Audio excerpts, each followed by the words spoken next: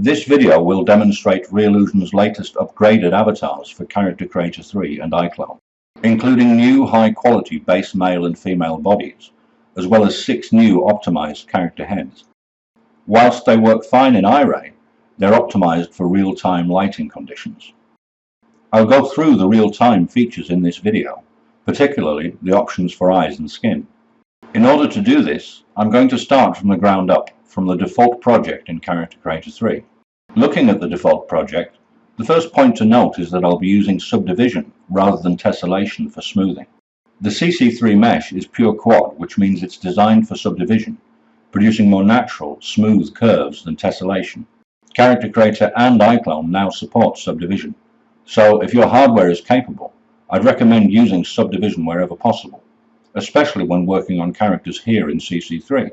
Now, the default project has the mesh in a female shape with clothing, with the sky visible. But if you want to model a character from scratch, it helps to first make a true default by first resetting the morphs, turning off sky visibility, then removing the clothing. So now we have the actual default model. And you can save that as a custom project and make that project the default if you wish. But to save time, the latest content pack includes 2 new default projects. Let's look at the first, Default IBL. The only difference between this project and the one I created just now is that the avatar is in a default pose which many users may find better for modeling, but you can always change it. So why is this project called Default IBL? Let's look at the lighting. You can see that there's only one spotlight which illuminates the back of the model. And if we check out the IBL, you can see that this is the primary light source, so there are no conventional lights at the front. And zooming into the eyes, you can see nice reflections on the eye surfaces which are coming from the IBL. But this may not be ideal for more conventional lighting. So let's add a simple directional light and see what happens. As I rotate the light, you can see slight changes in eye brightness, but somehow it doesn't look natural. The IBL project works best with IBL as the main light source. So now I'll load the default RTL project. RTL means it's designed to work fully with real-time, conventional lighting. The avatar here is currently illuminated only by normal lights, along with some low-level global illumination. And you can still use IBL if you wish. In fact, I'll leave it on here. But most of the illumination is coming from normal lights, which are much more controllable than IBL, especially when it comes to animating in real time. Now, probably the most obvious difference between this avatar and the previous one is the eyes. They look more realistic. Looking from the side, you can see that the corneas are virtually clear, and the irises are flatter, more like real eyes. And moving the light as before, you see how the specular highlight from the light responds more naturally on the eye surface. This is because the RTL eyes use traditional rather than PBR shaders and different texture settings. So if I switch the cornea shader to PBR and increase its opacity, you can see the reflection from the IBL lighting, but notice that the highlights from the normal lighting are now just tiny specks. Of course, you can adjust all of these settings as you wish, but using traditional shaders on eyes with the right settings gives great results under normal lights. I want to go further into the real-time optimizations, but first I load one of the new avatars. They're all in the CC3 RTL avatar folder, including this default base.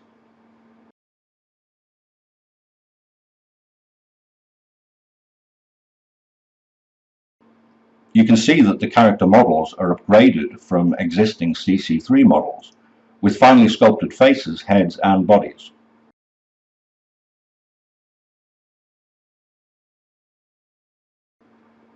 But let's return to the eyes. Again, you can see how these have realistic specular highlights from the lighting. And the shadows on the eye surfaces under the eyelids are not baked on. They're real-time shadows from the scene lighting. And whilst these shadows look good, there's an important trade-off here, because if we look at another more open part of the mesh, like the chest, it looks a bit blocky. These facets are artifacts caused by shadow resolution and bias settings, and for real time it helps to know the rules. As a general rule, increasing shadow resolution will give more detailed shadows, but it will also emphasize any artifacts which are present. So whilst higher res shadows look even better on the eyes, especially for close-ups, they can make models look blocky when more open surfaces are displayed. But the bigger issue is shadow bias. The default setting in this project is -0.5, which is very close to 0. Let's change that to the default IBL value, which is 6. Everything looks brighter, but the shadow doesn't look correct on the face, although the artifacts on the shoulder have now gone. Now, this is a fundamental issue with all real-time 3D engines, where shadow bias further from 0 reduces artifacts, but produces inaccurate shadows, whilst bias close to 0 causes artifacts, but produces much more accurate shadows. And knowing that this is a trade-off means that you can adjust the bias, as well as the shadow resolution where needed, for close-ups or for longer camera shots. But for now, let's set the bias to -2 and consider another option for eye shadow. You see, the standard workaround for this is to use baked-on shadows, effectively painted onto the eye textures, and this is the default approach used by Reallusion.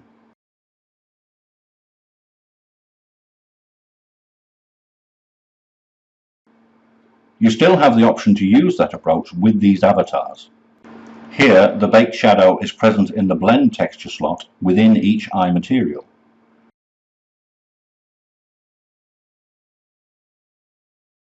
It's set at 0 strength by default, but it's there if you need to use it.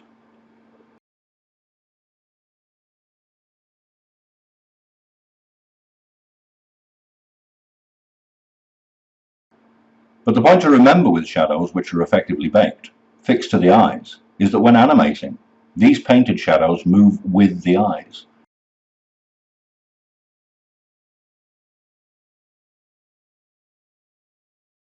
So they're not accurate. So you need to be careful not to make them too strong, especially if the animation is anything more than looking ahead and partially side to side.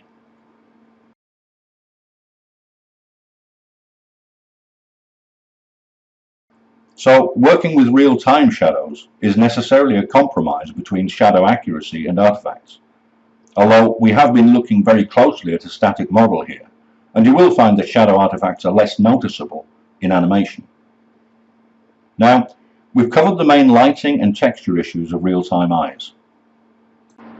I'll just reset the bias, lower the shadow resolution, and we'll cover more lighting and texture considerations on another of the new avatars.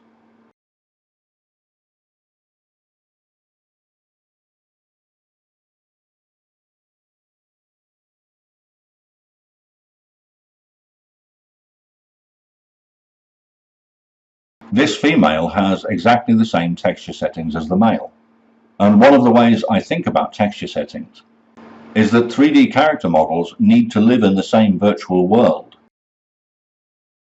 so their surfaces should ideally respond to light and shadow in the same way. Now, I've been using low-level GI as well as low-level IBL so far throughout this demonstration. Let's see what happens without them.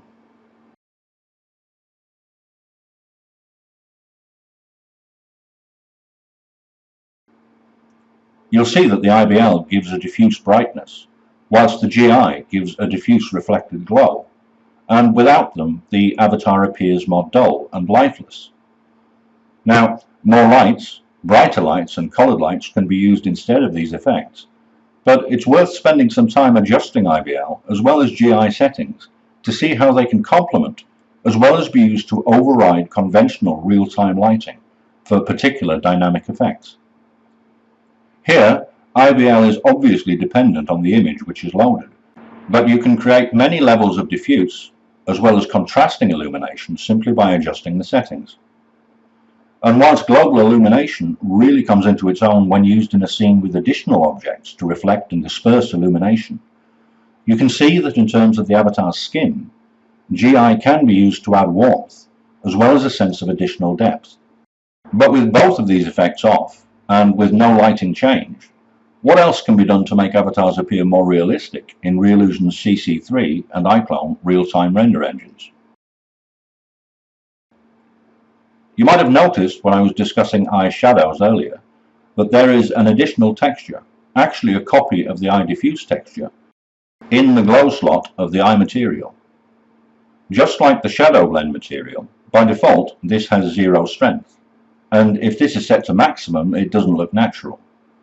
Setting it to somewhere between 10 and 30 can give eyes additional brightness and realism under real-time lights.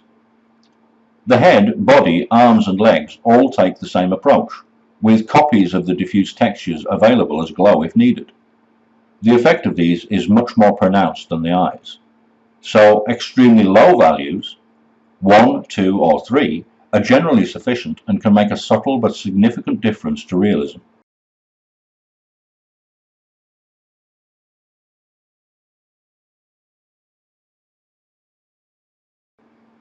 And of course you can use glow in isolation, or mix it with GI as well as IBL if you wish. Now, a final point about textures is that you can change settings on multiple textures at once. So here I am selecting all of the skin textures and adjusting roughness by using the Color Adjust panel, reducing brightness to make the avatar's skin look wetter.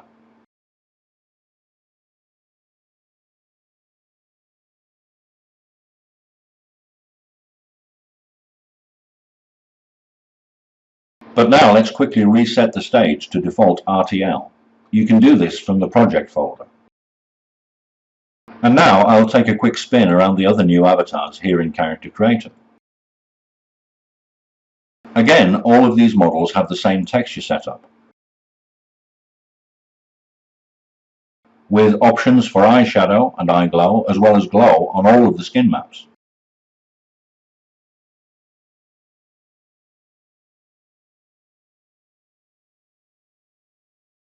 And default reflection maps on the corneas. And all of these models are native Character Creator, built in and optimized for Reallusion software. I'll be looking at how the different parts are broken down into content in a moment, but it's worth pointing out that Reallusion's character approach is fully generic, so whilst these models appear to be individual, they're really not. They can be blended with each other in terms of shapes and textures, as well as with the morphs and textures which are already within Character Creator. And of course you can blend them with your own custom models as well as models converted to CC3 through the transformer feature. You can do this immediately without having to create custom morphs because the avatars are built from presets. Just taking one of the female avatars here and looking into the modify panel of the currently used morphs, you can see that the head and body are simply sliders. You could revert these to base, or blend them with any of the other available morphs, or any custom morphs you want to create.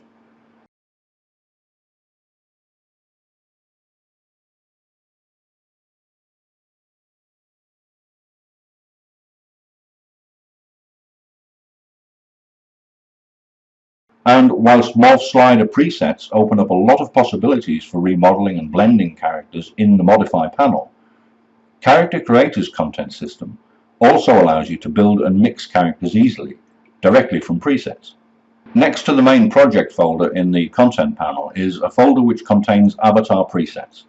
And with the new avatar content loaded, you'll find CC3 RTL folders in each section which include full body and head presets which apply morphs and skin textures at the same time or separately. Next, there are morph presets for full body, head and body separately. These apply morphs independently of textures. You'll also find teeth and eye presets.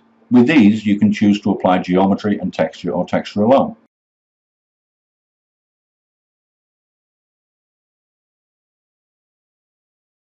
Let's start with a full body preset applied to this model.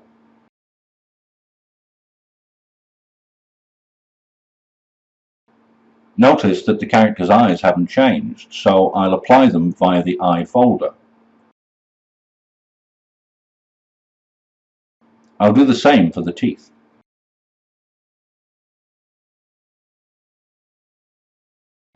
So I've just swapped an avatar completely using presets, and if that avatar was clothed, the clothes would remain. Now let's simply swap his head, just the morph this time.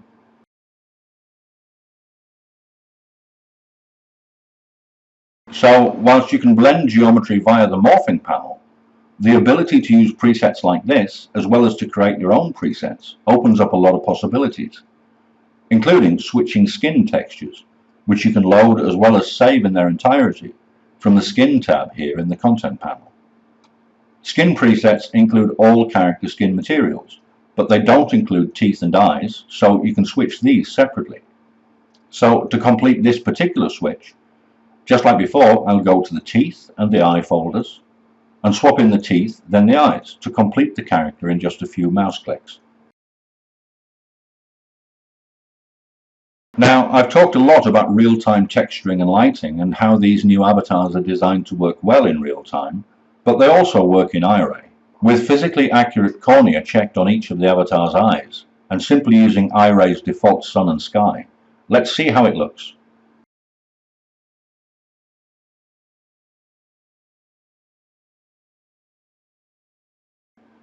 And whilst I'm using IRay's lighting here, you can also use project lights and environment if you wish.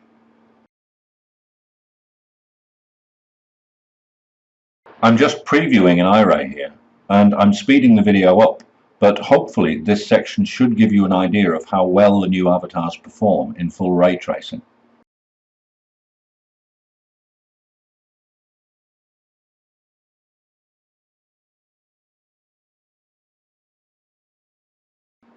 And I'll switch through and show you the other avatars too.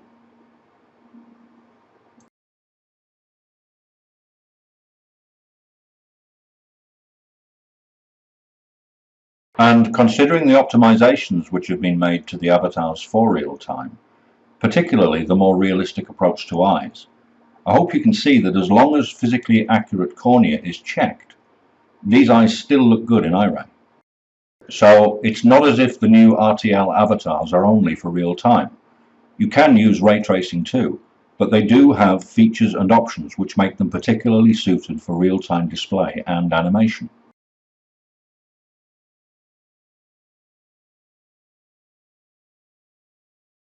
And for the final part of this video, I'll switch over to iClone to show you how the new CC3 avatars perform in real time. Here in iClone, again, I'm using just a few conventional lights along with low-level GI. And I could add some low-level IBL to that too, for example, if I wanted some additional general warmth.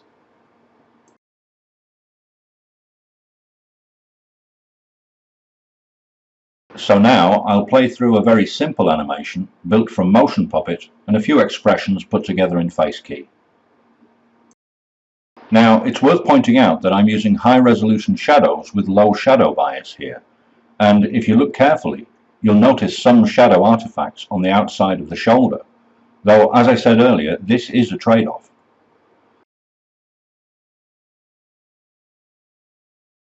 But you'll also notice that the shadows on the avatar's face appear accurate, and the eyes look realistic, with no baked-on shadows. And in terms of facial animation and how well the new avatars perform using iClone's facial animation tools, I'll finish off with some quick tests, first using Face Puppet and then some facial mocap. Now, all of the new avatars are built to the same level of quality, so you'll find that their eyes are particularly realistic and responsive in animation. Also, their general facial expressions, including mouths, are smooth and animate effectively. And this is particularly important when capturing facial mocap. Here, I'm using Reallusion's Live Face app on the iPhone X through iClone's Motion Live plugin, just to see how both the eyes and mouth are working on default settings. In fact, all of the new avatars are optimized for facial animation, and whether you use them as they are or derive new characters from them, they should enhance your modeling in Character Creator, as well as your real-time animation in iClone. So we have 6 new upgraded CC3 avatars. You can mix them together or with other models using presets or sliders. You can use them for real-time animation or IRay renders. And for realism in real time, consider the lighting, as well as GI and IBL effects, and how changing the shadow resolution and bias affects the level of realism.